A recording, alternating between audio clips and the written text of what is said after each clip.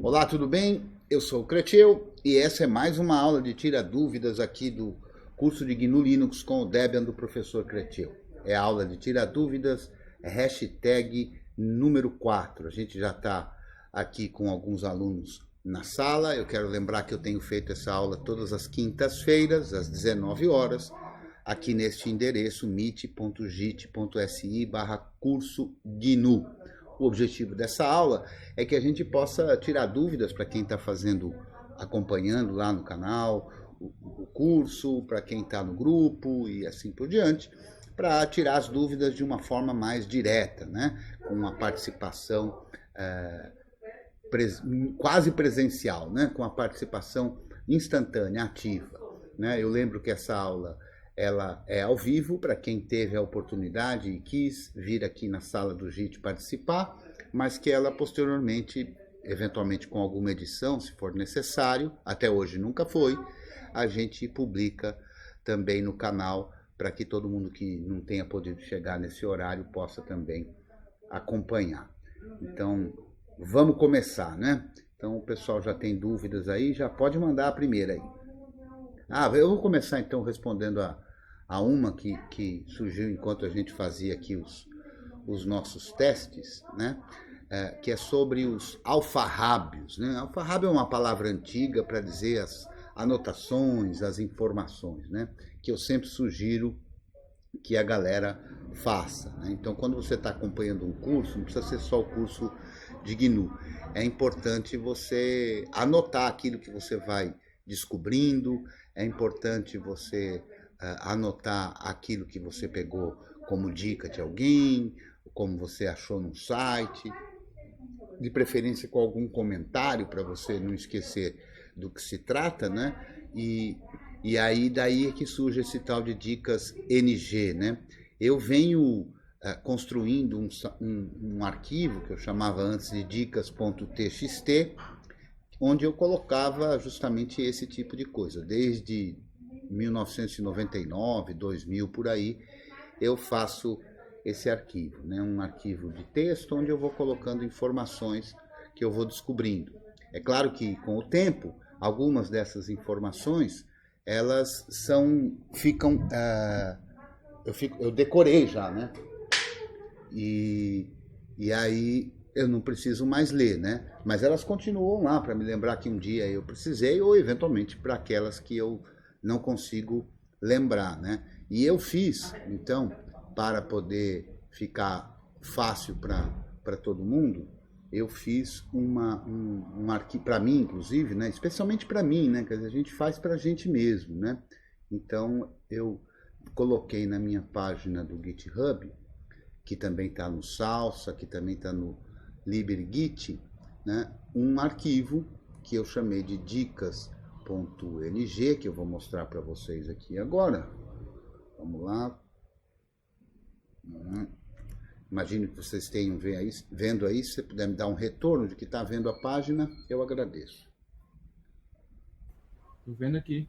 Maravilha. Então, aqui no github.com/creteu.com/creteu/dicas, aí tem aqui o meu arquivo dicas NG, que eu continuo sempre atualizando, né? A última atualização foi há 3 dias, né? Então, quando eu descubro alguma coisa, quando eu chego a um comando que eu não conhecia antes, um segredinho qualquer, eu anoto aqui. Eu passei a chamar de dicas NG, NG é de New Generation, né? Então por isso que tem o Aircrack NG, New Generation, e todos esses NG é de New Generation, nova geração, né? Então como eu organizei o meu dicas.txt de muito tempo, eu faço um dicas-ng e eu disponibilizo ele aqui e tá aí para todo mundo, né? Ele não é um tutorial. Ele não tem muitas explicações, ele tem apenas alguma coisa escrita para me lembrar do que se trata. Né? Então, por exemplo, eu tenho usado muito, vou pesquisar aqui, ó, o MKV Merge, que é uma ferramenta que eu tenho usado bastante aqui para produzir as aulas. Né? Então eu tenho aqui, ó, com MKV Merge, só está aqui o comando direto, não tem uma explicação, mas aí lendo o comando fica fácil de saber, ó, aqui -O de output, destino MKV, vídeo X, legenda SRT. Isso aqui é como produzir um arquivo MKV, incluindo o vídeo e uma legenda no formato SRT, né? E assim outras. Se eu quiser fazer, e eu tenho feito nas aulas aqui, quando eu gravo, acontece de ter, às vezes, um pequeno atraso, que a turma chama de delay, né, entre o áudio e a imagem. E aí eu uso esse comandinho aqui para corrigir isso. E assim uma porção de coisas, né, em várias categorias, né, lá no começo da página a gente vê as categorias que eu fiz as dicas, né? Então a gente tem aqui dicas sobre rede, sobre sistema de arquivos, sobre pacote, sobre o systemd, coisas de gráfico, coisas de hardware. Eu não posso garantir, inclusive, que todas elas funcionem aqui, que é justamente o que eu falei, que elas são antigas, né? Então, como é que faz para criar um access point? Tem aqui uma dica que, para falar a verdade, ela está desatualizada, né? Porque ela usa ifconfig, que hoje nem faz parte dos pacotes essenciais do Debian, né? E assim vai. Mas a gente vai acumulando, tem muita coisa aqui interessante, já me salvou a vida uma porção de vezes, porque a memória da gente falha, né? Então eu tenho feito esse formato e recomendo que a galera que nos acompanha aqui faça também, né? Então essa é a ideia. Então vamos lá, quem é que vai perguntar primeiro aí? Eu queria perguntar primeiro. Boa noite, pessoal. Yuri falando, tá? Professor, na verdade, eu queria só pegar um gancho sobre a oportunidade que o senhor deu ali no chat, que é a diferença sobre códigos open source e códigos que são free software, software livre propriamente, né? Queria que o senhor explicasse sobre isso, tá? E, se possível, tá falando sobre os diferentes tipos de licença, né? Que a gente pode estar utilizando, né? Não precisa ser todas, mas pelo menos as principais, né? Digamos assim. É isso. Beleza, Yuri. Então vamos lá. Eu vou falar da definição de cada um de uma forma rápida, porque a gente tem uma aula que trata justamente disso, né? Mas como sobrou a dúvida, eu vou falar de novo esse aspecto. O que é um software livre?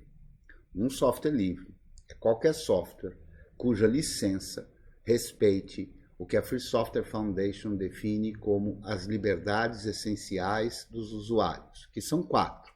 A liberdade de poder usar, a liberdade de poder, para qualquer fim, a liberdade de poder entender e modificar caso deseje, a liberdade de poder distribuir versões iguais às que você recebeu e a liberdade de poder distribuir a sua versão modificada, caso você tenha modificado. Então, esse conceito das 4 liberdades essenciais define o que é software livre segundo a Free Software Foundation. Qualquer software licenciado por alguma licença que a Free Software Foundation considere software livre, a gente chama que aquele software é um software livre. O que é um software open source? Um software open source é um software cuja licença respeite 10 itens, que são os 10 itens que a OSI, Open Source Initiative, define o seu conceito do que é open source. Então, qualquer licença que garanta, que respeite esses 10 itens, é considerado pela Open Source Initiative um software open source. Esses 10 itens, inclusive, eles são quase que um copy-paste, quase que um copiar e colar da definição da Debian Free Software Guidelines, que é a definição que o Debian dá a software livre, que também é composta por 10 itens, e os itens, salvo o que fala sobre o Debian, são idênticos ou quase idênticos. Então, o que é para o Debian um software livre? Um software livre para o Debian é um software cuja licença garanta esses 10 itens da Debian Free Software Guidelines. Então, o que a gente tem? A gente tem uma porção de licenças. A maioria dos softwares que a gente usa como licenças como GPL na versão 2, versão 3, LGPL, MIT, BSD de 2 cláusulas ou de 3 cláusulas, Mozilla e uma infinidade de licenças. Eu vou inclusive deixar posteriormente na descrição aqui do vídeo um link que tem da Free Software Foundation, que há o comentário de todas as licenças, ou se não de todas, absolutamente todas, da maioria absoluta das licenças que existem. Aquelas que são consideradas pela Free Software Foundation como licenças de software livre e aquelas que são consideradas pela Free Software Foundation como softwares proprietários, aqueles que não são livres. A maioria dos softwares que a gente usa, eu dizia, como por exemplo o OBS que eu estou usando nesse momento, o Firefox que eu estou usando nesse momento, o GIMP, o Inkscape, o LibreOffice, enfim, essa infinidade de softwares que a gente usa, tem licenças que são consideradas software livre pela Free Software Foundation e, ao mesmo tempo, são consideradas open source pela Open Source Initiative. E a maioria delas também é considerada software livre pelo Debian. Então, fundamentalmente, essa ideia de que esse software é livre ou ele é open source. Bom, há 2 licenças, se não me falha a memória, uma delas chama da NASA, eu nunca vi um programa distribuído sob essa licença, que é considerado livre pela Free Software Foundation e não é considerado open source pela Open Source Initiative. E tem uma outra também que é o contrário, é considerado open source pela Open Source Initiative, mas não é considerado livre pela Free Software Foundation. Mas na prática, efetivamente, qualquer software livre é também software open source. Qualquer software open source é também software livre.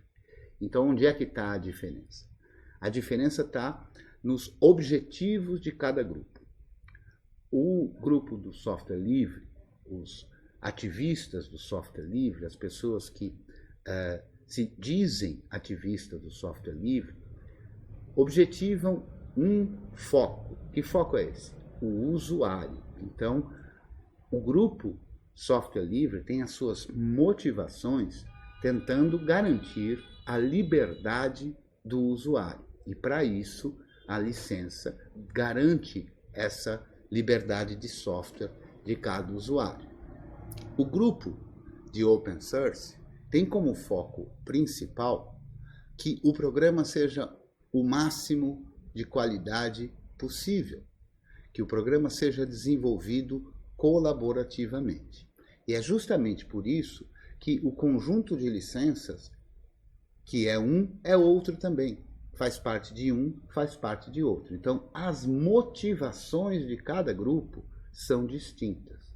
Mas os softwares, na prática, todos os que são livres, são também open source e assim por diante. O que acontece, muitas vezes, e que gera certas dúvidas, é que o grupo, ou parte do grupo, que chama de open source, inclusive chama software livre sempre de open source, nunca fala a palavra livre, né? Tem talvez um receio de falar a palavra livre.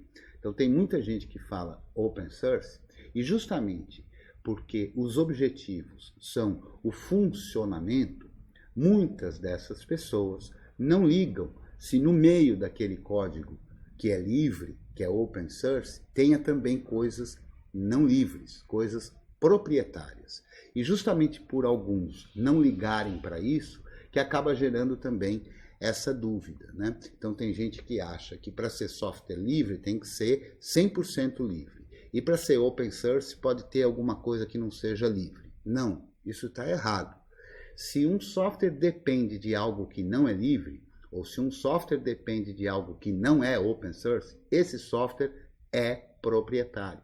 Então não há essa diferença, né? Com relação ao aspecto técnico desses 2 grupos e desse conjunto de licenças. Tá claro, Yuri? Tá claro, tá claro. Na verdade, justamente era a sua dúvida em relação ao open source, porque Tem algumas empresas, né, que colocam open source, mas quando você vai ver, elas não são software livre, né? Elas apenas liberam lá o código, lá, a fonte do sistema delas para poder dar uma olhada, né? Sabe o que tem por dentro. Mas enfim, é isso, professor. Se eu tiver...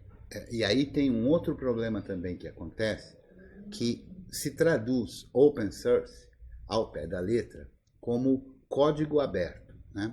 Como se a leitura de um código de um programa garantisse, sejam os 4 itens das liberdades essenciais dos usuários, sejam os 10 itens do Debian ou os 10 itens da Open Source Initiative.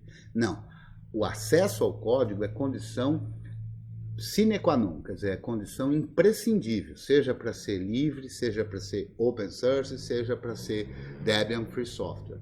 Então, o acesso ao código é uma condição necessária, mas ela não é suficiente.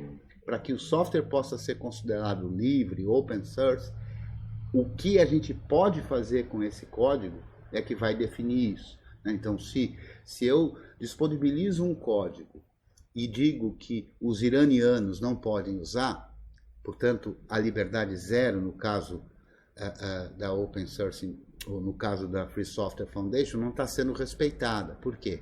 Porque para o software ser livre, ele tem que ser possível de ser usado para o fim que eu desejar, por quem quer que tenha acesso ao código. Assim como na Debian Free Software Guidelines, o item 5, se não me engano, que fala que não pode haver qualquer tipo de restrição a pessoas ou grupos. Então, um software que tenha lá o código disponibilizado, mas diz que ele não pode ser usado por iranianos, não é um software livre, não é um software de acordo com a Debian Free Software Guidelines e não é um software open source. Então, às vezes, não basta, né?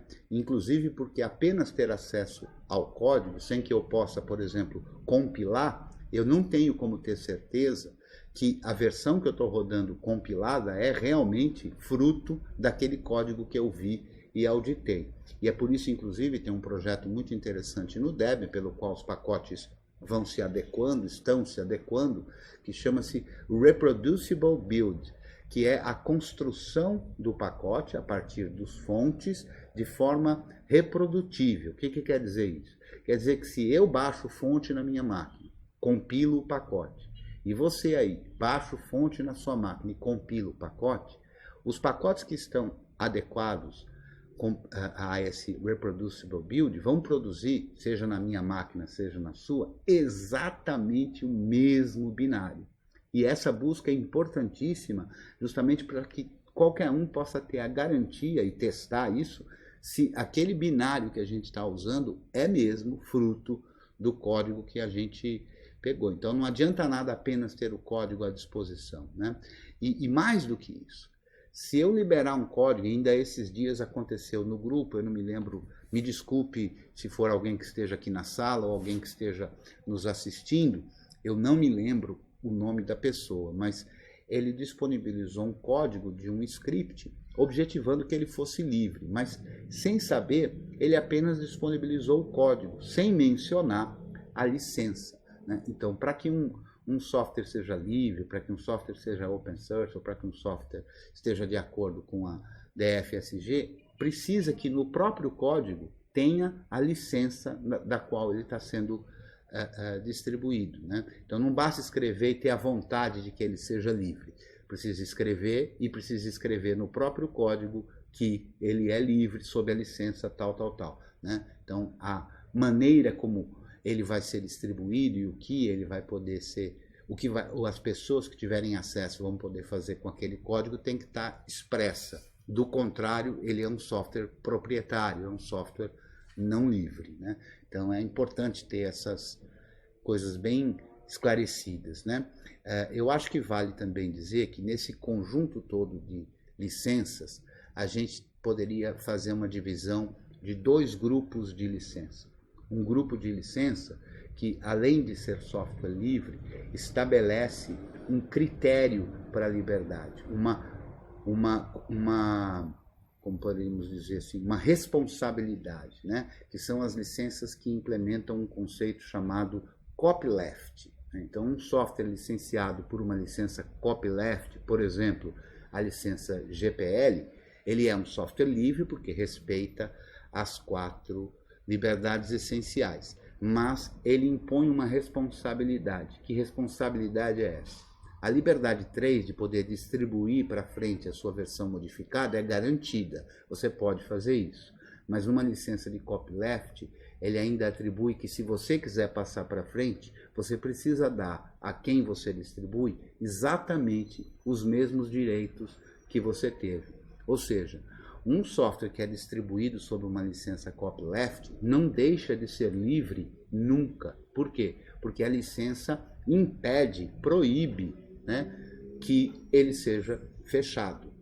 O segundo grupo de licenças, genericamente falando, a gente chama de licenças permissivas. E como exemplo dessas licenças, a gente tem a licença BSD, a licença MIT, a licença Mozilla, que são licenças de software que garantem as 4 liberdades essenciais, que garantem os 10 itens da Open Source Initiative e da Debian Free Software Guidelines. Mas as licenças permissivas permitem que quem tenha acesso a esse código possa distribuir uma versão sem passar para frente os mesmos direitos que teve.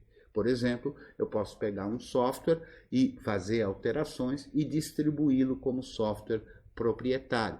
O exemplo mais recente e muito notável é o navegador de web que a Microsoft disponibilizou, que é o Microsoft Edge, que nessa última versão é uma versão modificada do Chromium. O Chromium é um software livre disponibilizado por um conjunto de licenças, inclusive, não é uma única, mas são licenças permissivas. Portanto, o código pode ser fechado. Normalmente, quem é mais ligado ao movimento do software livre dá preferência pelas licenças que implementam o copyleft, porque com isso a liberdade está assegurada para todos sempre. Às vezes, pessoas que são mais ligadas ao open source talvez deem preferência às licenças que a gente chama de permissivas. Então, essas são as características que distinguem aí as licenças. Acho que esse assunto está de bom tamanho hoje, não? Ou ainda sobrou alguma dúvida? Pois não. Última dúvida. Se eu desenvolvi o software hoje, seja lá qualquer, aí eu preciso, você falou que tem que escrever, né, no próprio código, Isso. Dizendo que ele é livre, mas assim, tem que registrar alguma coisa, porque não qualquer precisa. pessoa paga. Como é que é isso? Isso que eu não... Como é que garante que... Olha, garantir não garante, né? Mas o que se faz, porque o que acontece? É impraticável registrar cada alteração. Imagine, cada commit tendo que ser registrado, né? Então, o que se faz é registro de marca, eventualmente, se for o caso, né? Mas o que se faz é publicar, né? Publica-se num site que tenha acesso público, né? E se estabelece lá no código quais são as licenças. Agora, é claro, dependendo da circunstância, você vai ter que correr atrás caso alguém infrinja essa licença. Não é diferente de qualquer outro software. Alguns softwares, inclusive na última live de segunda do canal DebXP, que acontece todas as segundas-feiras às 8 horas, a gente conversou um pouco sobre isso, né? E o Juca, que estava lá presente nesse dia, falou de um software que ele participou do desenvolvimento, que era uma biblioteca para cuidar dos arquivos feitos no AutoCAD, uma biblioteca livre para ser capaz de entender os arquivos DWG. Como a Free Software Foundation considera isso muito importante, a Free Software Foundation sugeriu a eles, se eles desejassem, que eles passassem os direitos do software que eles estavam desenvolvendo para a própria Free Software Foundation. Dessa forma, se alguém infringir a licença, a própria Free Software Foundation, com seus advogados e etc., pode correr atrás, né? Mas o mais comum é simplesmente se disponibilizar o código. Beleza? Com a devida licença ali expressa. Vamos para a próxima? Quem é que tem a próxima? Vamos lá, agora as perguntas oficiais aqui, professor. Oficiais. Deixa eu estou vendo aqui. Pode falar, Ju. Ok. Eu queria entender, meio que 5 perguntas eu vou fazer. Na aula 7, que fala sobre os possíveis problemas de instalação, fala de drive proprietário que alguns computadores têm.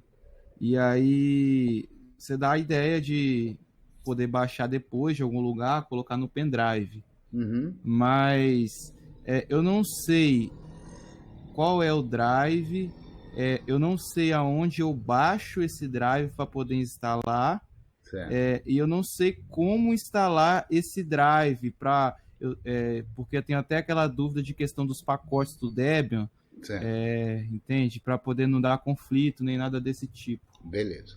Então vamos lá, Júlio. O que acontece? Bom, primeiro a gente precisa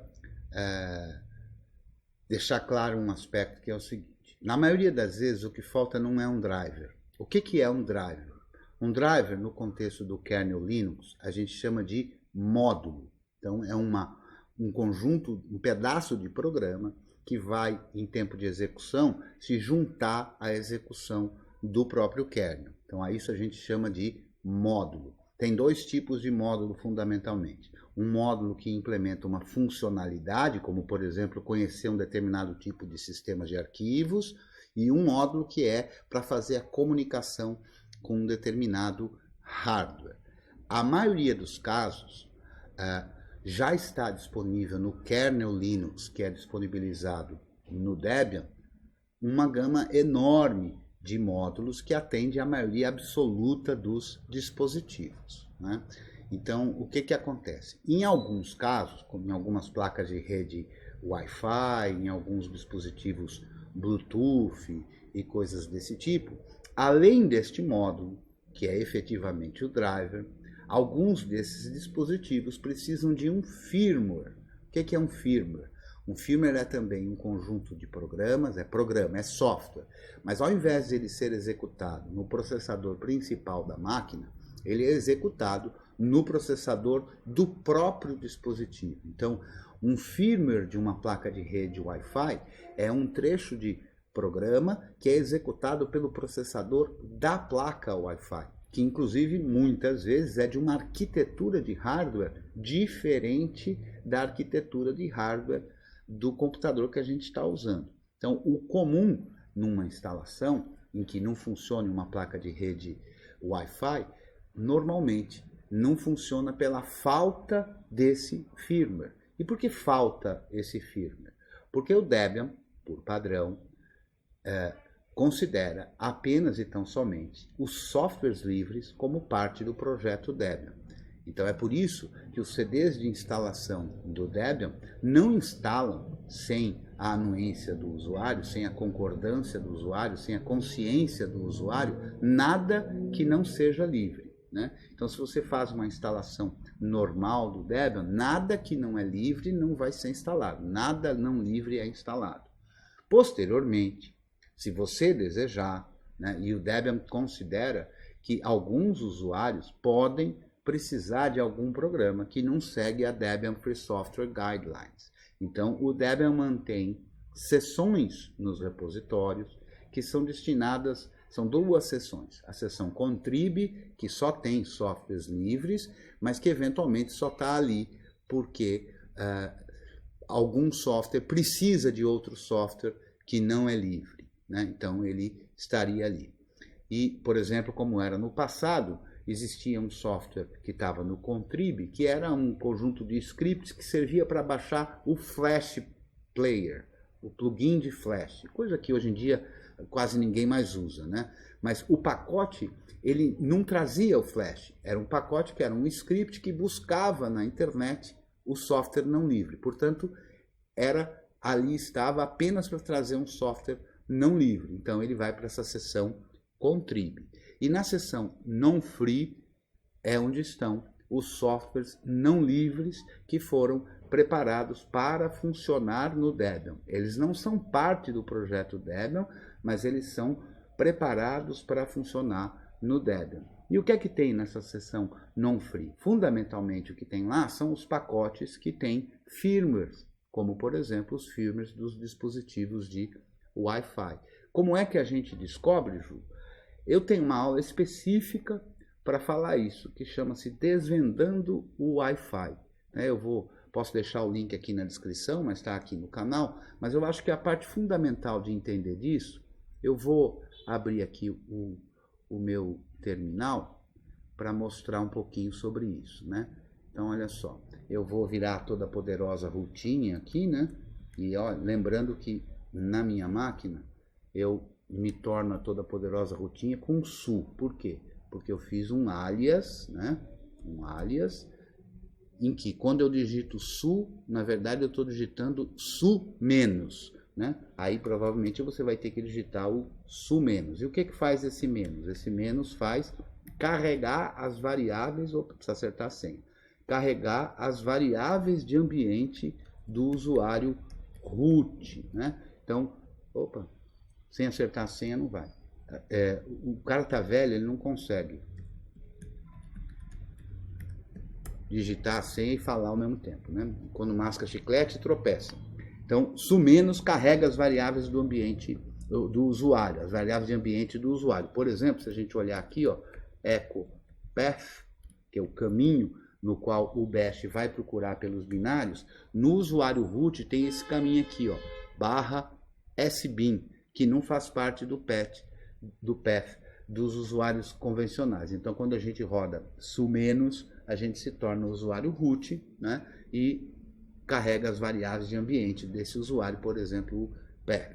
Então, como é que a gente faz para descobrir? Vamos supor, não é o caso aqui da minha placa de rede, a minha placa de rede não precisa carregar firmware a cada boot. Ela tem um firmware, inclusive é um firmware que não é livre, mas esse firmware está embutido na placa, está gravado na placa. Ele, segundo a Free Software Foundation, ele funciona como um circuito, né? Então, esse firmware na minha placa de rede Wi-Fi, eu não preciso carregá-lo a cada boot. Logo, eu não preciso instalar um pacote não livre para que ele funcione, porque ele já veio com a placa e não sai de lá, né? Agora, outras placas precisam carregar a cada boot o firmware. E quem faz esse carregamento é o módulo, é o driver da placa. Mas ele precisa encontrar esse firmware em um arquivo, né? E onde é que está isso? Está num pacote do Debian. Como é que a gente faz para saber isso? Bom, se a gente rodar, vamos supor que a gente tenha uma placa de rede Wi-Fi que esteja ligado ao barramento PCI. Então, se a gente rodar LSPCI, se a gente só rodar LSPCI, a gente vê os dispositivos todos aqui, mas faltam alguns números, especialmente o número de identificação, que fica melhor se a gente rodar LSPCI-N.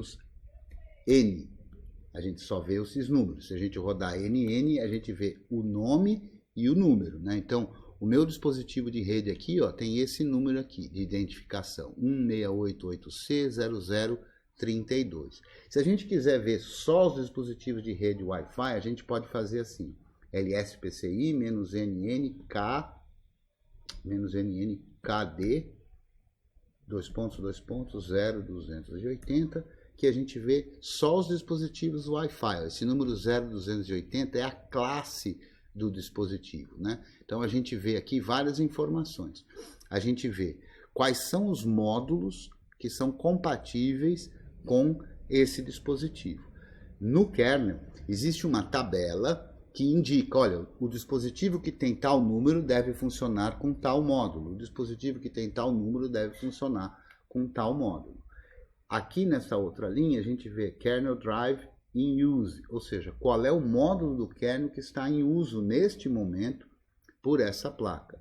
E a gente vê aqui o número de identificação da placa. Então, se a sua placa de rede Wi-Fi não funcionou, qual é a melhor forma de pesquisar? Rodando o LSPCI, descobrindo esse número e procurando, por exemplo, num site de busca, qual é as indicações do Debian para fazer funcionar essa placa de rede Wi-Fi. Outra forma interessante de descobrir se está faltando um firmware é rodando, por exemplo, journalctl -B para ser desse boot, né? Isso aqui vai mostrar todos os logs desse boot e a gente filtra por pipe grep firmware. Por quê? Porque vai mostrar as mensagens de log filtrado pela palavra firmware. No meu caso aqui apareceu alguma coisa, vamos ver, ó.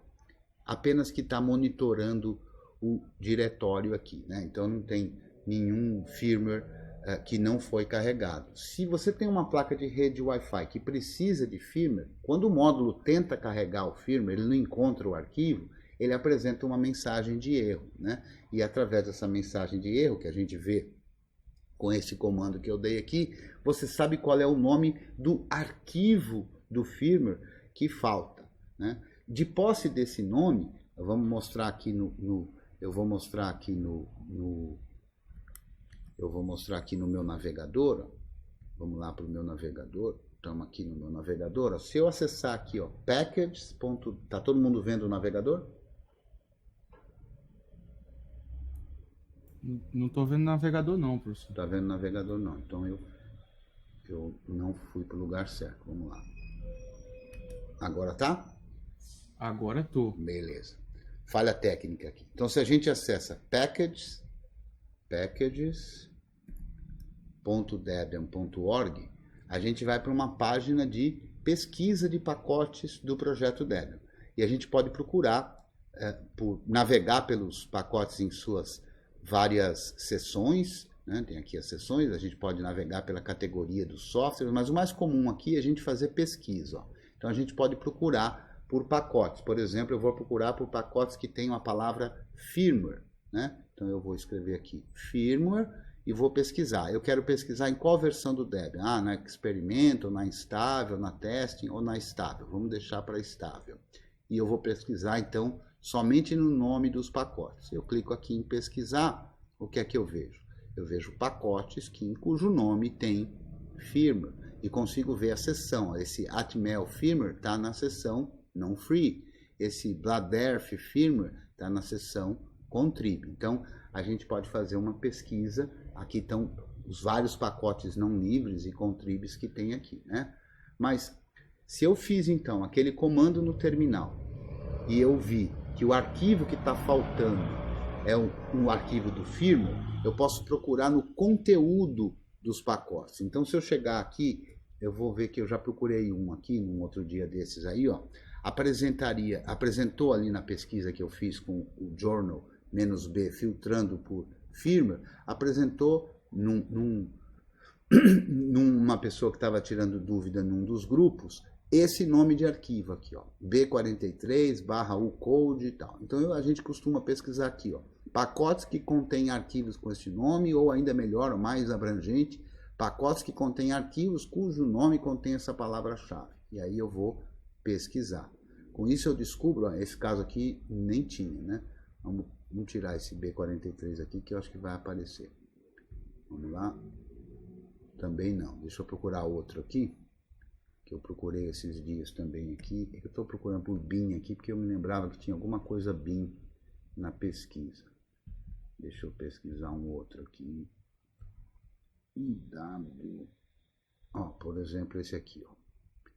Esse aqui não é um firmware de placa de rede, é um firmware de placa de vídeo. Ó. Então, quando eu rodei o comando lá filtrando por firmware, apareceu esse nome de arquivo, eu vou perguntar onde ele está. Aí eu consigo saber qual é o pacote do Debian que tem esse arquivo. E com isso eu sei qual é o pacote que eu preciso instalar para que o firmware fique à disposição do módulo do kernel toda vez que for subir esse dispositivo, né? Então, de posse de saber isso aqui, eu tenho algumas possibilidades, né? A gente pode incluir nos nossos repositórios, eu vou mostrar como, incluir nos nossos repositórios o contrib e o non-free, e aí fazer a instalação usando apt install, ou aqui mesmo no site, se eu quisesse baixar esse firmware aqui, eu não uso nem recomendo, né? Porque não é software livre, mas se a pessoa quiser baixar, ela clica aqui e aparece a descrição, aparecem os dispositivos que são compatíveis com esse firmware, né? E mais aqui para baixo vai aparecer no caso aqui, como se trata de todas as arquiteturas do Debian, vai aparecer esse linkzinho aqui de All, né, que vai para a página de download daquele pacote. E eu posso fazer o download nos vários espelhos do Debian, nos vários mirrors do Debian. Então, se eu clicar aqui, eu vou fazer o download desse arquivo .deb, né? A gente pode ver aqui na barra de status lá embaixo, aparece lá um monte de coisa, que é FTP, US, aparece lá, firmware-misc, não free, 2019, 0114-2, underline all.deb. E esse é o pacote. Então, se eu baixar esse arquivo deb, aí eu posso, ou com o dpkg-i, ou com apt install, instalar esse pacote. E a partir daí, eu passo a ter o firmware, né? E eu vou mostrar aqui no terminal também, ó. Vamos lá para o terminal. Todo mundo vendo o meu terminal? Sim, né? Então, aí aqui no terminal, se eu baixei, eu posso usar dpkg-i, né? Então, vamos supor que eu tenha baixado aqui. Eu poderia ter baixado aqui simplesmente copiando o link. Então, eu poderia rodar wget, né? Eu vou rodar aqui, embora eu não vá instalar esse sujeito, né? Mas eu poderia rodar aqui wget, eu copiei o link de lá, então eu vou colar aqui, que pode ser com o botão da direita colar, ou simplesmente no meu caso aqui com o botão do meio do mouse, e colo o link que está lá. Quando eu faço isso aqui, eu baixei, estou baixando, né, o arquivo deb do firmware.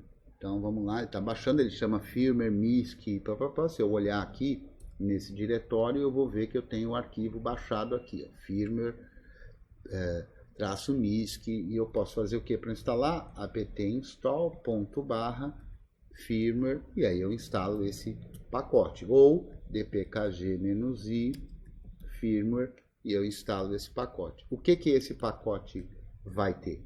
Esse pacote vai ter os arquivos do firmware daquele hardware que eu descobri que faltava, né? E onde isso vai parar? Vai parar num diretório, depois do pacote instalado, que chama lib/lib/firmware. E aqui a gente tem uns firmwares. Repara que na minha máquina tem alguns firmwares, porque nem todos os firmwares não são livres, né? Esses que eu tenho aqui são livres, todos eles. Então, é para aqui que vai. Então, o firmware da sua placa de rede Wi-Fi vai parar aqui, de modo que quando você boota a sua máquina, o kernel carrega, o kernel conversa com o barramento PCI, o barramento PCI conversa com os dispositivos e passa quais são os números de identificação, os IDs desses dispositivos. O kernel olha numa tabela para saber que aquele número de identificação precisa de tal módulo. Carrega esse módulo. Quando o módulo é carregado, ele tem no código dele o carregamento para buscar o arquivo de firmware para falar para o kernel e enviar para o dispositivo. Quando ele não acha, ele vai dar uma mensagem de erro. Quando ele acha, ele carrega, manda para o kernel manda para o dispositivo. E aí o dispositivo que precisa de firmware passa a funcionar. Perfeito? Desculpa. Perfeito, professor. Não tinha como ser melhor. Perfeito. E é isso que acontece. Em mais detalhes, esse é a circunstância mais comum, tá? Eu sugiro que, para você obter mais detalhe, você dá uma olhada nessa aula que eu chamei de Desvendando o Wi-Fi, porque eu falo de todos os casos, né? Os casos em que tem o módulo distribuído no kernel, os casos em que não tem o módulo distribuído no kernel, os casos que tem um módulo que precisa de firmware e há um firmware livre para ser colocado, o caso em que precisa de um firmware o caso que não precisa de um firmware, o caso que precisa de um firmware e tem um arquivo não livre para ser colocado, e o caso que não tem o driver, não tem o firmware e tem que sair buscando em outro lugar porque ele não está no Debian. E eu mostro como fazer isso, inclusive, nesse vídeo aí. Tudo bem? Show de bola. É que eu não tinha chegado nesse vídeo, mas eu até não tem vi problema, lá. não. Tem problema. Beleza. Muito obrigado, professor. Imagina. Vamos para a próxima. Eu queria lembrar, que eu fui lembrado aqui de lembrar, né, como eu falei sobre as licenças de software, eu quero lembrar que na próxima segunda-feira, na live de segunda, no canal DebXP, a gente vai ter a segunda parte, né, uma segunda live de segunda sobre o mesmo tema, o tema das licenças de software, né? E do conhecimento livre e todas essas coisas, e a gente vai receber novamente o Felipe Sanches, que é o Juca, que é membro do projeto GNU, é um desenvolvedor de software livre, um profissional que lida com software livre já há uma porção de anos, né? Então, para não esquecer disso. Vamos lá para a próxima dúvida. O Yuri pergunta, o Yuri já perguntou, né? Mas pode perguntar de novo, quem quiser perguntar. O Anderson. Como é que ele está perguntando como é que ele aumenta a qualidade do vídeo? Olha, Anderson, eventualmente a minha conectividade de internet pode ter alguma falha e você, ou a sua, ou ambas, né? E a qualidade do vídeo não fica 100% durante a aula ao vivo. É por isso justamente que eu estou usando o modelo de fazer a aula ao vivo, mas gravar. Por quê? Porque na minha gravação não precisou de conectividade de internet. Eu estou gravando diretamente, né, através do OBS Studio. Então aí, se por acaso você perdeu alguma coisa, eu sugiro que você assista posteriormente quando a gente publicar. Se você tiver com uma dúvida, pode fazer a pergunta que a gente esclarece aqui sem problema. O Arthur está falando se eu posso falar um pouco sobre proxies. Olha, eu vou falar um pouquinho, sim, Arthur, sobre proxies, não em muito detalhe, porque ainda não foi, será, mas não foi ainda tema de nenhuma aula do curso, né? Mas ainda assim eu vou falar de forma geral o que é proxy. Fundamentalmente, proxy, e a gente tem mais de um tipo, né? Mas fundamentalmente, proxy é um programa que faz algum tipo de controle com aquilo que vai ser acessado, especialmente via web, né? HTTP, HTTPS, por parte dos usuários de uma rede, né? Então, um proxy ele serve para controlar, por exemplo. Então, um proxy pode servir, imagine, numa empresa, e isso existe, né? A empresa tem como política não permitir que os usuários acessem determinado tipo de conteúdo. Então, ela configura um servidor para fazer o papel de proxy, para controlar e não permitir que usuários tenham acesso a determinados sites através de sua URL, por exemplo, do endereço, né? Então, o usuário daquela rede não consegue acessar determinados tipos de site, ou o contrário, só consegue acessar tais respectivos, precisa ver se é uma lista de permissão ou uma lista de proibição, né? Se for uma lista de proibição, as pessoas vão poder acessar qualquer site, exceção aqueles que estão na lista de proibição. Se for uma lista de permissão, as pessoas não podem acessar nenhum site, a não ser que ele esteja na lista de permissão. Essa é uma das finalidades do proxy. Outra finalidade do proxy pode ser de fazer o armazenamento daquilo que está sendo acessado. De modo que, por exemplo, eu ainda há pouco baixei um arquivo DEB para minha máquina. Se eu tivesse aqui um proxy na rede, um outro usuário da rede que precisasse baixar esse mesmo arquivo, ao invés dele fazer uso da minha conectividade de internet e baixar esse mesmo arquivo, ele baixaria do próprio servidor de proxy, que está na minha própria rede, de modo que dessa forma eu poderia economizar a quantidade de informações que eu uso, a banda que eu uso de internet, né? Então essa é o que é chamado de cache do proxy, né? Então é armazenamento de coisas que foram baixadas. Existe também proxy reverso, que faz o papel ao contrário, né? Então o proxy reverso normalmente funciona junto a um servidor de web, né? Então uma página precisa ser construída dinamicamente, consultando bases de dados e coisas desse tipo. Para que cada consulta do site não exija a consulta da base de dados, o que um proxy nessas condições pode fazer? A página é construída e gera uma página que vai para esse proxy, de modo que as várias outras tantas requisições, ao invés de fazerem toda a consulta de novo na base de dados, baixam uma página que já foi previamente construída e economiza de fazer as consultas nas bases de dados. É claro que esse assunto é muito mais complexo, mas assim dá para ter uma noção, não sei se ficou suficientemente bom essa noção, Arthur, geral aí do que é proxy.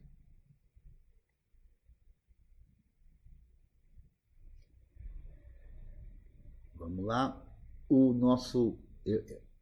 nome dessa pessoa que está aqui, eu sempre tenho dificuldade de ler por deficiência visual mesmo, que é LPFIL, acho que é isso, né? Eu sempre me atrapalho aqui, já não é a primeira vez que ele vem. O Arthur diz aqui no chat que ficou claro para ele a explicação. O Pedro tem alguma pergunta? O Anderson, pode fazer, por favor.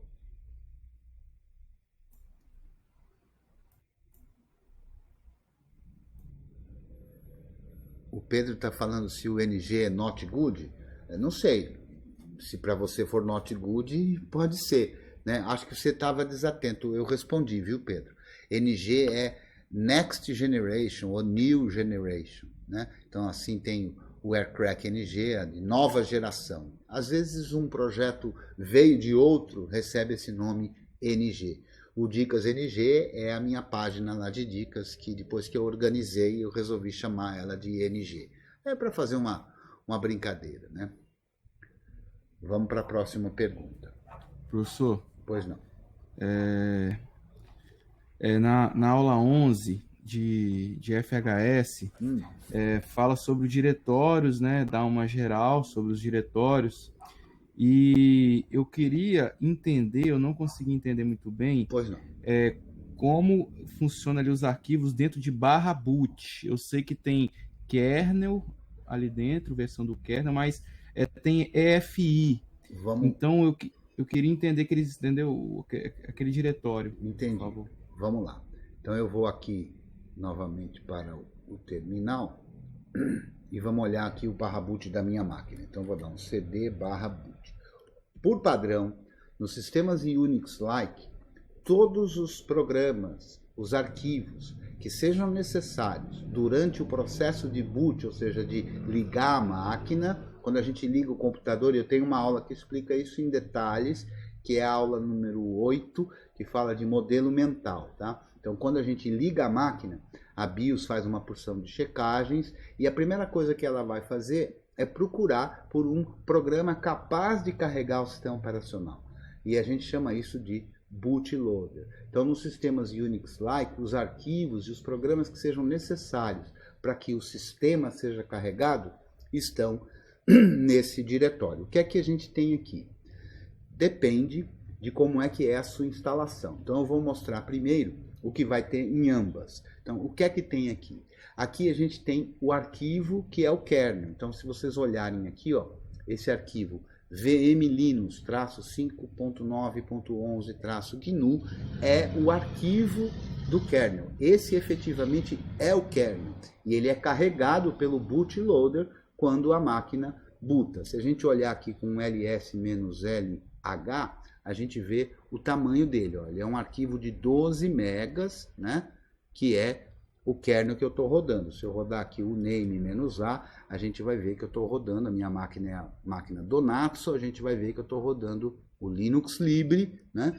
Que é o 5.9.11-GNU. E esse kernel que eu estou rodando, ele veio desse arquivo. Então, este é o arquivo do kernel e está dentro do diretório /boot. Um outro arquivo que também precisou ser carregado, ele não é obrigatório, depende de como é feita a compilação do kernel, é uma imagem de disco. Então, quando o bootloader carrega, ele carrega o kernel e depois ele carrega também uma imagem de disco. É como se fosse um pendrive extra, um disco inicial. E o que é que tem nesse disco inicial? Alguns módulos que o kernel precisa para ser capaz de montar o para ser capaz de ter acesso ao disco, ao HD, e que não foram compilados dentro do próprio kernel. Então, a isso a gente chama de Initial RAM Disk, então disco de RAM inicial. E é esse arquivo aqui que eu tenho na minha máquina. Se a gente olhar com o ls-lh para ver os tamanhos, a gente vê que esse initrd é um arquivo, aqui no meu caso, de 8 mega. Na máquina de vocês é bem capaz que esse init-RD seja bem maior. Por quê? Porque eu criei um init-RD menor para ficar mais rápido o boot, né? E, inclusive, tem uma aula aqui que eu falo sobre compilação de kernel, que eu falo em detalhes sobre isso. O que tem também para cada versão de kernel? Tudo isso que eu estou falando tem para cada versão de kernel que a gente tiver instalado na máquina. Eu tenho aqui um arquivo também chamado config-5.9.11-GNU, que é um arquivo de texto. Eu vou até abrir ele aqui no meu editor de textos VI. E o que é que tem nesse arquivo? Esse arquivo é o arquivo de configuração do momento de compilação do kernel. Quando esse kernel foi compilado, para saber o que ele iria compilar como módulo, o que ele iria compilar embutido no próprio kernel e o que ele não iria compilar, está num arquivo de configuração da compilação. Cada kernel que a gente instala, cada pacote de kernel que a gente instala também esse arquivo de configuração para a gente saber como é que foi compilado o kernel. Então a gente consegue ver aqui, por exemplo, ATH9K, né? Que é a minha placa vamos procurar em letra maiúscula, porque aqui é tudo em letra maiúscula. ATH9K. A gente vê, ó, que está aqui, ó, o ATH9K foi compilado como módulo, né? Então esse arquivo foi compilado durante o processo de compilação, mas não foi embutido no kernel, né? Então ele está separado. Então, o arquivo config mostra isso aí. Tudo bem? O que mais que a gente tem aqui? A gente tem também um diretório chamado grub. Então, em que diretório eu estou? No /boot /grub. Por que eu tenho grub aqui? Eu tenho grub porque o bootloader aqui, um dos bootloaders que eu tenho aqui é o grub. Então aqui a gente tem arquivos que o grub, o bootloader, vai usar. Que arquivos são esses? Um arquivo de configuração, então esse arquivo /boot /grub.cfg, eu vou até abrir ele aqui, ó. Eu vou abrir com o caminho completo para ficar mais fácil de todo mundo ver onde ele está. grub.cfg. É esse arquivo que é lido pelo grub para montar, para fazer aquele menu que a gente vê quando a gente boota a máquina, né? Então a gente vê aqui, essas são... A gente não deve editar esse arquivo, né? Porque esse arquivo é construído de maneira automatizada, mas é aqui que estão as informações para construir aquele menu. A gente pode ver, por exemplo, que eu tenho aqui, ó, eu tenho aqui que na minha máquina vai aparecer lá no menu, ó, menu entry, né? Entrada de menu. Vai aparecer Debian GNU Linux com kernel 5911, né? Vai aparecer as informações para bootar esse kernel. A gente vê, inclusive, aqui, ó, que nessa informação tem aqui qual init-RAM carregar, tá vendo? Eu mostrei lá o arquivo de init-RAM e aqui tem uma entrada no grub. Então, o arquivo grub.cfg tem as configurações do grub para que quando ele boot seja capaz de montar aquele menu. A gente tem um diretório muito importante aqui e que vai variar de máquina para máquina, né? Nessa máquina que usa EFI, tem os módulos do grub, que estão nesse outro diretório aqui, ó, que é o /boot /grub /x8664EFI. O que é que tem ali? Arquivos .mod. O que é que são esses arquivos .mod? São módulos do grub, para que ele possa ter outras funcionalidades, como, por exemplo, entender sistema de particionamento MS-DOS, como, por exemplo, entender sistema de particionamento GPT, como, por exemplo, entender arquivos MD5, para o caso de ter senha no grub, entender o sistema de arquivos ZFS, entender os sistemas de arquivos EXT, tem bastante módulo, tá? Os sistemas de arquivos EXT, onde é que está o E aqui? Está aqui, ó, EXT2 mod, e assim por diante. Então esses são módulos do grub. Quando a gente boota a BIOS, vamos começar pela BIOS. A BIOS lê os primeiros 512 bytes do dispositivo. Dentro deles tem a tabela de partição e um programa que a gente chama de estágio 1 do bootloader. Esse programa encontra onde está, e está um pouquinho à frente na partição, o estágio 1,5 do Groovy. Quer dizer, é um programa que vai ser capaz agora de carregar mais alguma coisa. E essas alguma coisas que ele precisa carregar é o kernel, é o initrd.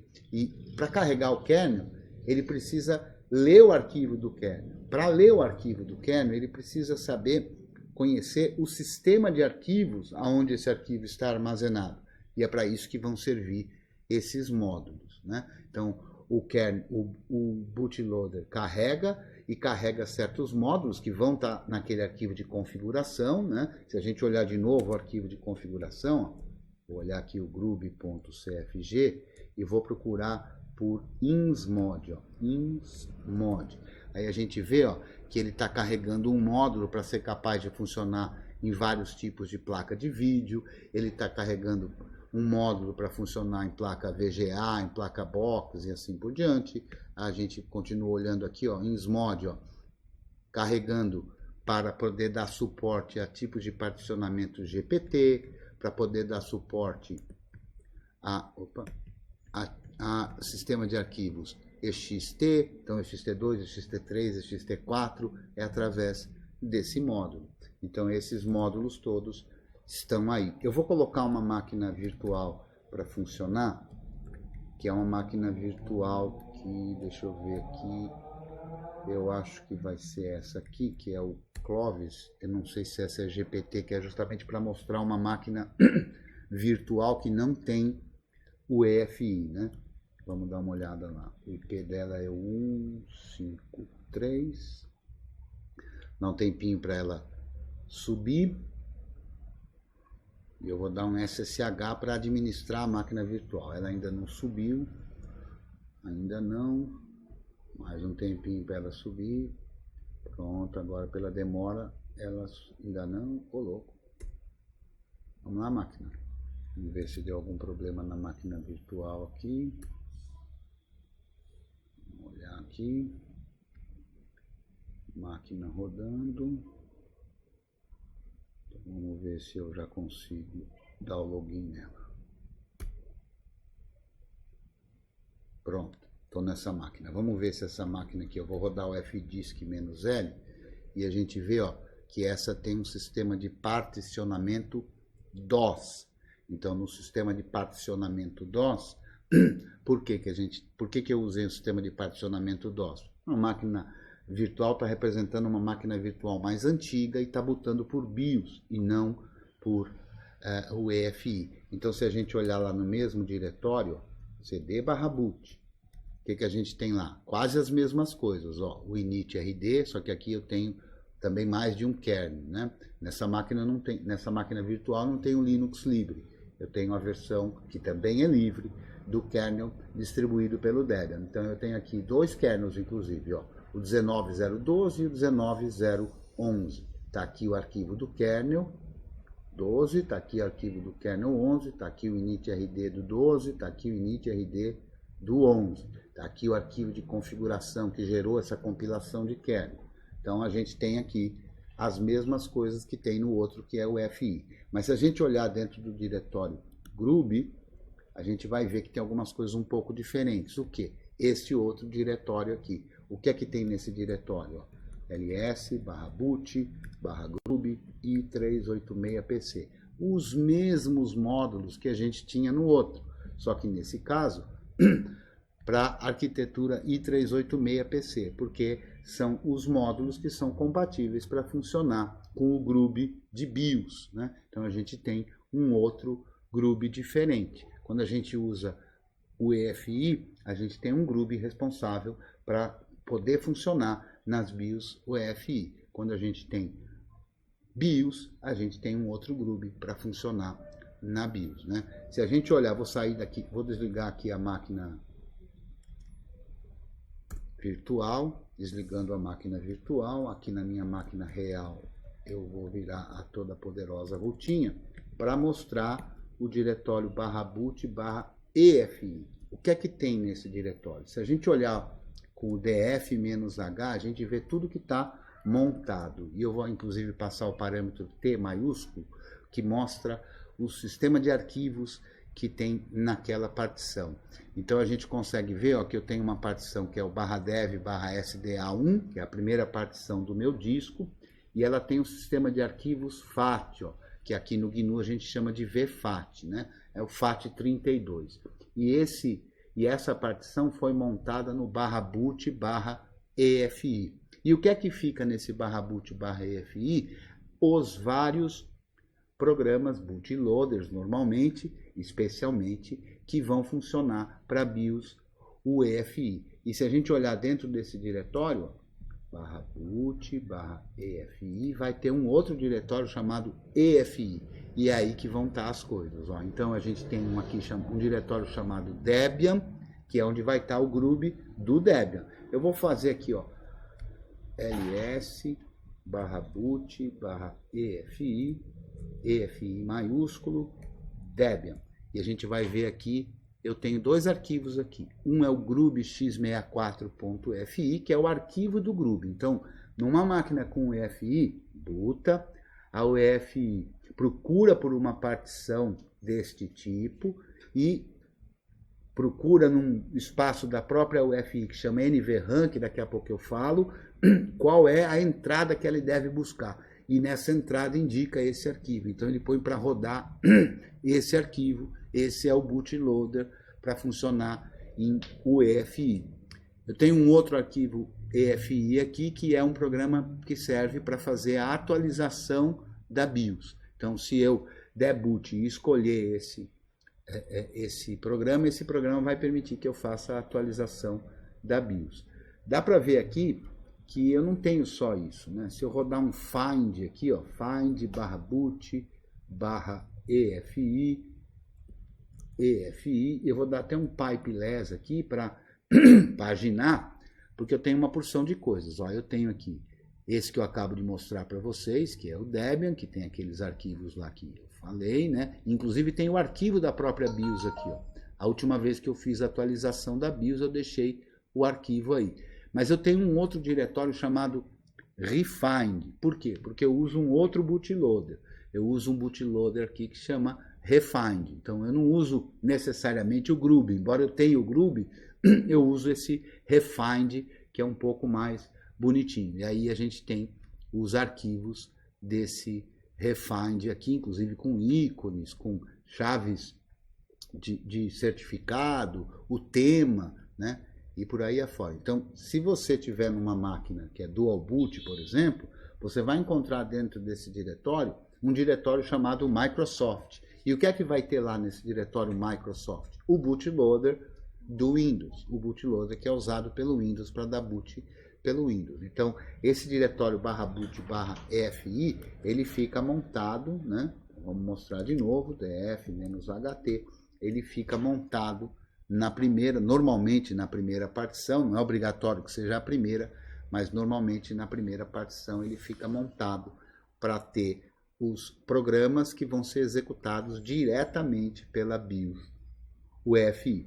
Tudo bem? Fala aí, Júlio.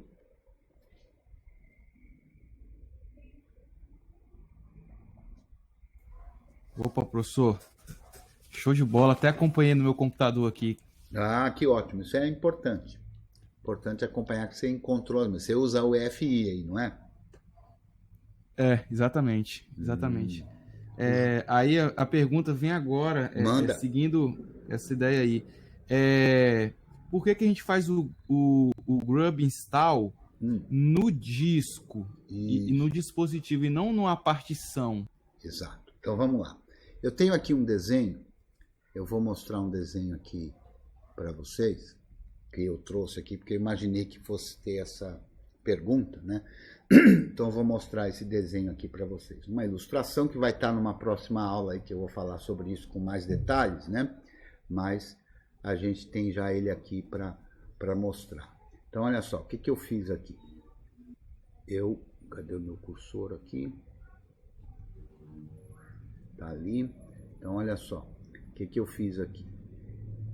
Eu fiz os vários tipos, ó. Estou aqui com a minha máquina e ela pode ter uma BIOS, o boot dela ser por BIOS ou Legacy, ou o boot dela ser por UEFI.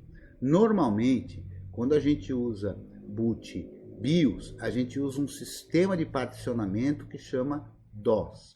Então, nesse caso 1, que é o mais comum para máquinas mais antigas, então nesse sistema de particionamento DOS é que a gente tem aquelas partições primárias e estendidas eventualmente, porque o sistema de particionamento DOS só pode ter 4 partições, né? Depois de um tempo fizeram uma gambiarra, também tem uma aula que eu falo sobre particionamento aqui.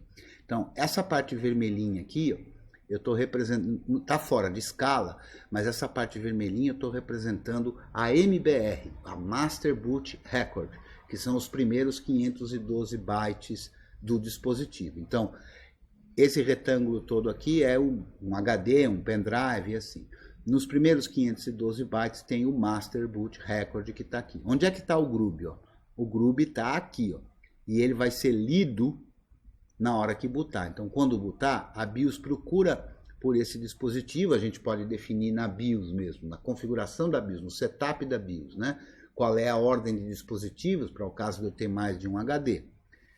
O que a BIOS faz? Carrega esse programa aqui e roda esse programa. O que esse programa faz? Carrega um outro pedaço dele, que é o GRUB, que está um pouquinho mais à frente aqui, num espaço que é logo depois desses 512 bytes.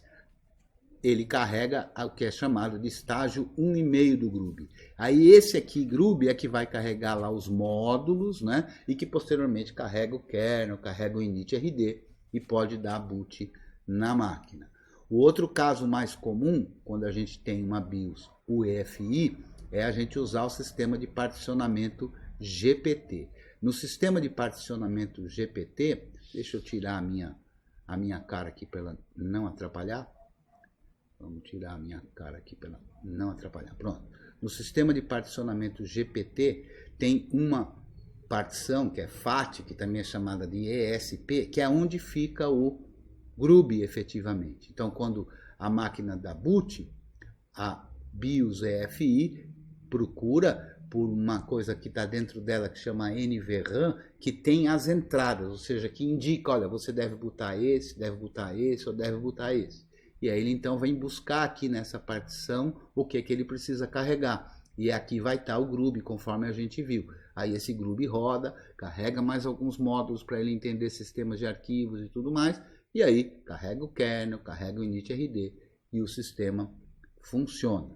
E a gente tem casos que é o 2 e 3 aqui menos comuns, que é quando eu tenho uma BIOS, uma máquina que boota via BIOS ou Legacy, mas eu fiz um sistema de particionamento GPT. E aí, para poder acomodar o GRUB, o estágio 1,5 do GRUB, a gente, quando cria desta forma, a gente faz uma partição extra, sem precisar formatar nem nada, de 1 mega. Por quê? Porque é aqui nesse espacinho que vai ficar o estágio 1,5 do GRUB. Então, aí a BIOS boota, vem um programinha aqui de 496 bytes que está no MBR, e aí ele consegue apontar para esse primeiro mega aqui. Essa partição tem que ser a primeira partição, inclusive, porque esse programa muito elementar que tem ali não consegue endereçar mais para frente, blocos mais à frente. Então, nesse primeiro pedaço aqui é que vai estar o estágio 1,5 do GRUB, que vai carregar módulos, que vai carregar o sistema e assim por diante. O outro caso, que é o caso 3, é a gente usando uma máquina que é capaz de botar o EFI, a gente, no entanto, fez um sistema de particionamento DOS, né? Então, da mesma forma, a gente precisa ter uma partição, que normalmente é a primeira, mas não precisa ser a primeira, do formato do sistema de arquivos FAT, porque é aqui que vão estar os bootloaders, o GRUB, por exemplo. A BIOS UEFI vai montar, nesse caso, a BIOS UEFI ela não usa essa parte vermelhinha aqui, porque isso seria do boot BIOS, né? Então ela consegue direto ir buscar ali o GRUB, né? Que está ali nessa partição FAT. O GRUB carrega módulos, carrega o kernel, carrega o init.rd e o sistema boota. Por que a gente não põe na partição? Porque a gente está cuidando para o disco. Então, cada partição tem um iniciozinho também. Mas para que a BIOS possa encontrar, ela precisa encontrar na primeira entradinha do disco, que é chamada de Master Boot Record. Por isso que a gente indica o disco. E quando a gente está usando o FI, a gente também indica o disco para que o programa Groovy Install consiga olhar as partições e saber qual é que é a ESP e assim por diante, e saber onde copiar, onde colocar as coisas. Por isso que a gente indica sempre o disco e não a partição. Por quê? Porque é o disco que tem que ser preparado para botar e não uma partição. Ah, mas eu posso usar uma partição? Você até poderia, mas aí você vai ter que fazer uma configuração diferente de setup, seja da BIOS, seja da UFI, para ela conseguir enxergar ali, tá? Então, o padrão é a gente sempre usar o disco, porque a gente quer preparar aquele disco, que pode ser um HD ou um pendrive, para poder ser capaz de dar boot. Eu vou mostrar ali no terminal também, ó.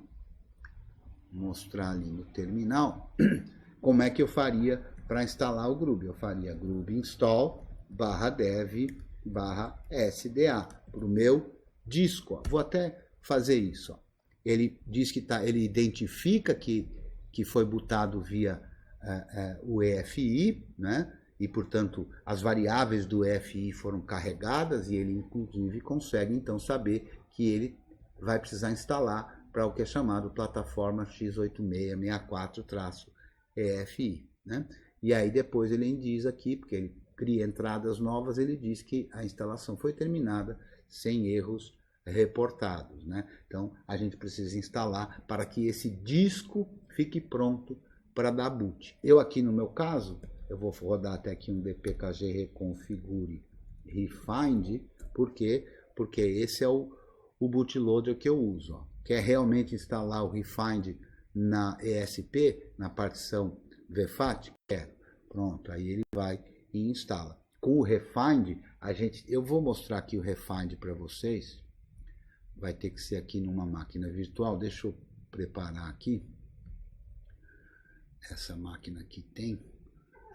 Eu vou, para não ficar mexendo aqui sem vocês verem, eu vou... Estão vendo a minha tela do meu Virt Manager aí?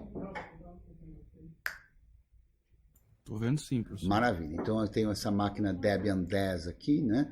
E eu vou abrir a janelinha dela, clicando aqui no abrir. E tá aqui, se eu clicar nesse íconezinho, eu vejo as características dessa máquina, né? Então, todo o hardware dessa máquina virtual, e aqui eu vejo a tela dela. Então, eu vou dar um play para ela rodar. A gente vai ver que, vamos lá, ela começa a botar, tá meio devagar aqui, porque tem um monte de coisa acontecendo, né? Dá para ver até que, ó, o processamento aqui está em 98%, tá aqui botando a UFI dela, e vem o bootloader. Ó. Esse é o bootloader Refind, ele é todo assim, eu achei ele bem bonitinho, especialmente com esse tema, né? E eu tenho aqui os vários sistemas que eu posso dar boot. Inclusive, ó, tem esse aqui que tem o símbolozinho do Debian, que eu dou boot através do Refind, eu dou boot no Groovy. Se eu quiser botar direto o kernel, eu posso vir aqui e escolher o kernel aqui. Ó. A gente vê justamente o arquivo lá, o boot, vm-linux, e esse é o kernel. Aqui eu tenho um outro kernel que está num outro lugar, que está numa outra partição, que é um kernel do Kali Linux, ó, porque eu tenho uma partição aqui onde eu tenho instalado o Kali Linux. E eu posso dar boot nessa que tem o Debian, que vai dar boot no Groovy. Eu vou dar boot por essa, que é para a gente ver que, embora eu esteja usando esse bootloader chamado Refind, quando eu escolho o Groovy, a gente vê a tela do Groovy também, tá? Então eu tenho aqui o menu do Groovy. Então eu tenho dois bootloaders. Um que é o padrão, que é o Refind, que é esse bonitinho, que eu acho super bonitinho, e tenho aqui na minha máquina também, chama muita atenção, especialmente para quem não conhece GNU Linux, né? E se eu precisar, eu uso o Groovy. É claro que o Groovy não é talvez tão bonitinho, mas ele tem muitos mais recursos, né? Eu e o Júlio estava tendo problema, a gente clicando na letra C aqui, a gente vem para um interpretador de comandos, né? Um bash-like, né? É o interpretador de comandos do próprio Groovy. Então aqui não tem um sistema operacional rodando, eu tenho só o bootloader, mas eu consigo rodar algumas coisas, como por exemplo esse programa chamado LS, e que eu consigo ver as minhas partições, né? Então a gente fez isso várias vezes, não foi, Júlio? Que foi rodar esse comando aqui, ó, config file, que é para eu carregar um menu de Groovy. Eventualmente não carregou por alguma razão, e eu vou indicar aqui, ó, HD0,GPT2 barra boot, barra grub.cfg. Então, dessa forma, com o config file, eu estou dizendo para o grub carregar esse arquivo de configuração. Se eu rodo isso, a gente vê justamente o menu do grub, né? Então, quando o sujeito instalou um Windows e sumiu o grub, ele pode usar o CD de instalação do Debian para aproveitar do grub do Debian.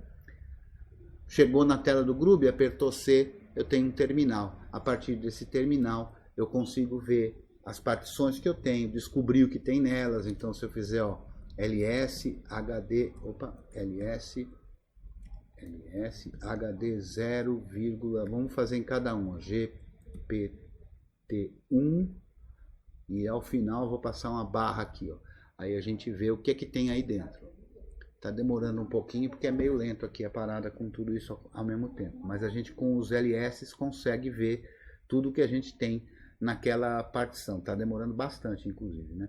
Tudo que a gente tem naquela partição, e com isso descobrir onde está um sistema que eventualmente se perdeu, porque deu algum problema, porque outro sistema operacional instalou e porque retirou o bootloader, né? Não vai rodar isso aqui agora. Eu vou desligar essa máquina virtual aqui, Eu vou vir aqui em máquina virtual e vou forçar a saída. Vou desligar ela à força aqui, mas eu acho que já deu para mostrar isso direitinho, né?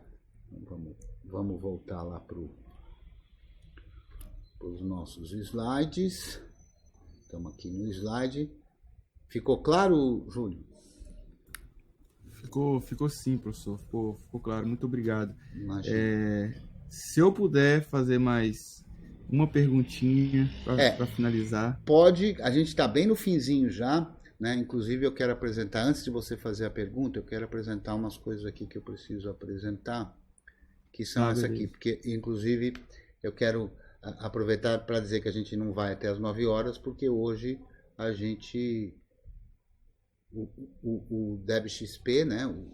O Blau Araújo, que é do canal DebXP, que eu super recomendo, tá lá um monte de aulas e cursos livres para todo mundo aproveitar.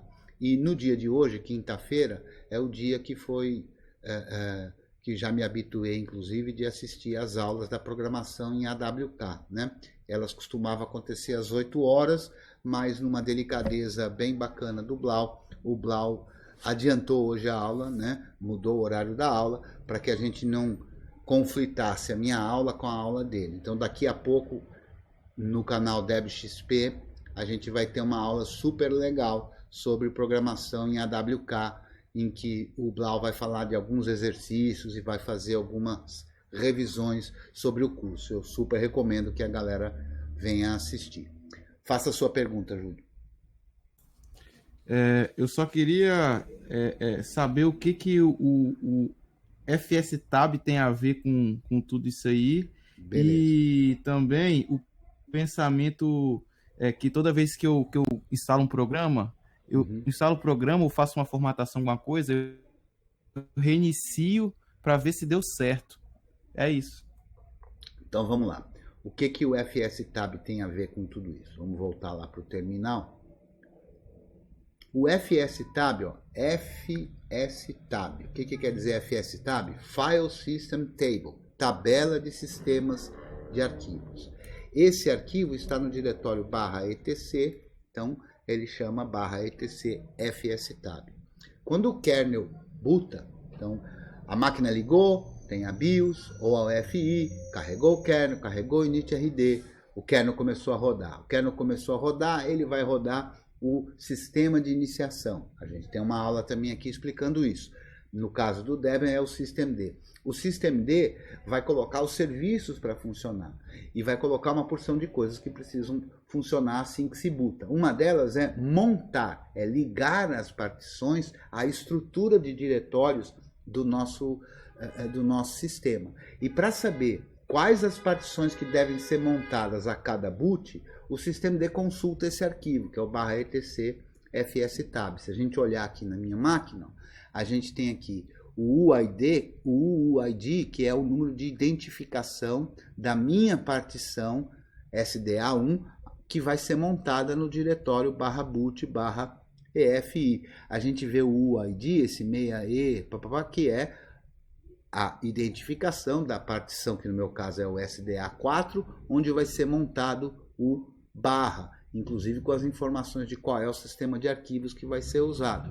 E tem também aqui o barra dev, barra mapper, barra c swap, que é o meu arquivo de swap. Então, o FSTab apresenta para o sistema de iniciação quais são os sistemas de arquivos que devem ser montados a cada boot. Tudo bem? Agora, com relação a instalar um programa e reiniciar. Bom, no Linux, no Debian, a gente não precisa reiniciar quando a gente instala um programa, né? Mesmo que seja um firmware, a gente precisa eventualmente descarregar alguma coisa e carregá-la novamente. Por exemplo, se você instalou o pacote de um firmware, quando é que esse firmware vai ser lido? Quando o módulo é carregado. Mas você não tinha o firmware, então o módulo já foi carregado e ele não encontrou o firmware. Se você desligar a máquina e ligar outra vez, funciona. Por quê? Porque desligou, saiu tudo. Quando você ligar de novo, tudo aquilo acontece outra vez, o módulo é carregado outra vez. Quando ele é carregado, ele procura pelo firmware, dessa vez ele encontra e aí a placa funciona. Então, não funciona reiniciar? Funciona, mas é muito grave reiniciar. Reiniciar para quê? Se o que eu quero é recarregar o módulo, o que é que eu faço? Eu rodo um programa que descarrega o módulo, que seria modprobe-r, eu descarrego o módulo. Descarreguei o módulo, está descarregado. Aí eu rodo modprobe e o nome do módulo, o módulo carrega de novo. Quando ele carrega, ele procura pelo firmware, aí dessa vez ele encontra o firmware e aí a placa de rede funciona. Então eu não preciso rebootar para fazer certas trocas, né? Então, por exemplo, eu instalei um programa servidor web. Eu não preciso rebootar para ele funcionar. Acabou a instalação, ele está funcionando. Eu instalei um outro ambiente gráfico. Eu aqui estou usando o i3. Eu instalei um outro ambiente gráfico, o Mate. Eu estou no i3. Se eu reiniciar, eu vou botar tudo para rodar e vai chegar na tela de login para eu poder escolher o Mate. Mas eu não preciso reiniciar. Eu posso simplesmente fechar a sessão do i3. Eu volto para o sistema de gerenciamento de login e vai estar lá a possibilidade de eu escolher entre o i3 e o Mate. Eu fiz uma outra mudança, eu mudei o gerenciador de login, eu mudei a configuração do gerenciador de login. Eu preciso reiniciar? Não. Se eu reiniciar, vai funcionar? Vai funcionar. Mas eu não preciso reiniciar, basta eu reiniciar o sistema gerenciador de login, que aí ele vai trazer as novas configurações. Então é assim, é muito comum, quem ainda não sabe o que está fazendo, ficar com esse espírito de reiniciar, que é muito típico lá da janela azul que é quebrada, né? Do janeleiro, é o espírito janeleiro que eu falei para você que eu ia falar aqui, né? O que é o espírito janeleiro? É esse de que tudo que faz de mudança precisa reiniciar a máquina. Aqui não precisa. Aqui a gente carrega, descarrega o que for preciso, né? Mas alguém poderia dizer, mas é mais fácil reiniciar logo, que aí já funciona. Pode até ser que para quem não sabe o que está acontecendo, reiniciar seja mais fácil. Mas se você for nessa onda de reiniciar, quando é que você vai aprender como as coisas funcionam? Quando é que você vai aprender o que precisava descarregar ou carregar de novo, né? E depois é isso. Quando eu ensino aqui no curso, eu ensino não só para o usuário de desktop. Eu imagino que você possa estar aproveitando desses conhecimentos para administrar um servidor, né? Então imagine que você instalou uma coisa nova num servidor, você vai reiniciar o servidor. Quando você reinicia o servidor, tudo que aquele servidor faz, deixa de fazer. E tem vários servidores que demoram muito tempo para iniciar outra vez. Então é importante, para a aprendizagem, saber o que você está fazendo, né? Então se você vai buscando o que é que você precisa fazer, isso vai te dar uma segurança e uma tranquilidade para aprendendo o que cada parte do sistema faz. E aí para resolver problemas é uma beleza, né? Porque aí você sabe tudo como funciona, assim que você vai conseguir resolver as coisas. Tudo bem? Tranquilo? Professor, Pois perfeito, muito obrigado aí. Foi ótimo mais essa aula de dúvida aí. Muito obrigado mesmo. Valeu. Imagina. Então, nós vamos fazer o seguinte, como já estamos bem perto das 9 horas, às 9 horas começa lá a aula de AWK, a gente vai encerrar por hoje aqui. Eu quero agradecer a presença de todas e de todos, dizer que se você está curtindo aqui o canal, pode apoiar. Esse apoio pode ser pelo like no vídeo, caso você tenha gostado, pela inscrição no canal, ou se você quiser fazer um apoio financeiro, tem aí os QR Codes e também na descrição desse vídeo como é que você pode fazer. Inclusive agora a gente pode fazer também pelo Pix, né? Então se você tiver o Pix, quiser nos dar um apoio, quiser e puder nos dar um apoio financeiro, tem aí na descrição do vídeo como fazer com o Pix. Eu quero dizer que é para você não ficar com dúvida. Se você tiver dúvida, expresse a sua dúvida. Me procure nas mídias sociais, eu sou @Creteu, ou no nosso grupo no Telegram, que é o t.me/curso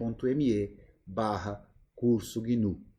Para você que está aqui na aula ao vivo, não precisa ir embora, mas eu quero agradecer a presença de todos também que nos assistiram aqui, ou pelo YouTube, ou pelo PeerTube, e dizer que, se tudo correr bem, na próxima quinta-feira, às 19 horas, a gente está de novo aí para mais uma aula de Tira Dúvidas.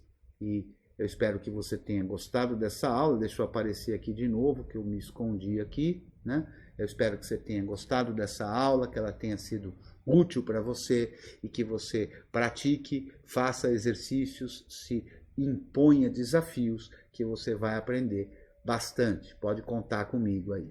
Um abraço e até a nossa próxima aula. Até lá.